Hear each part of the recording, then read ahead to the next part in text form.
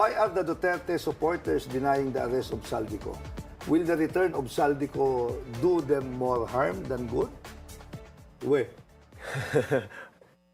Sa tingin ko, ang tama nito sa administrasyon, hindi sa mga Duterte. Pag umuwi si Saldico, ha? Hindi, alam mo, simple lang yan eh. Sino ba Parang ang nagsabi discussion natin, parang walang kakwenta-kwenta. Si Harry Bakit? Roque. Ay, Bakit? okay. Wala nang Naaresto kwenta. si Saldi, naaresto si Kong Saldi, Thursday, 5 p.m. Okay. Ngayon, ano na ngayon? Thursday. Yes. Isang linggo na. Okay. Meron naman tayong embassy sa... kung gustong ma-confirm ng gobyerno, punta ng embassy. wala Tapos yung pa embassy official, sila na yung magsabi, nandito talaga si Saldico. Puro Pero spekulasyon wala na. namang... Wala. Bakit kailangan pumunta nung DOJ secretary doon? Trabaho ng ano yun, ng DFA?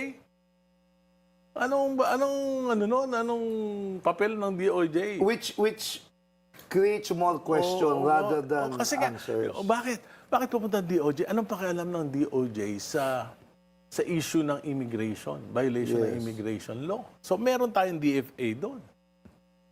Tapos si Saldico, ang alam ko, wala pang Interpol Red Notice yan. Wow. Okay. So paano? By the way, hindi lang naman siya umalis, di ba? Pati mga kasama niya sa Sunwest nagtago rin. I'm not sure. Pero ang sinasabi ko, dapat ang inuna ng gobyerno, yung Interpol Red Notice. Yes. Para pag nagpunta Hindi pa ba ng- sila nag-apply?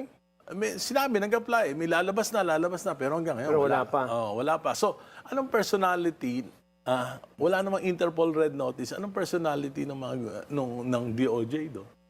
Pero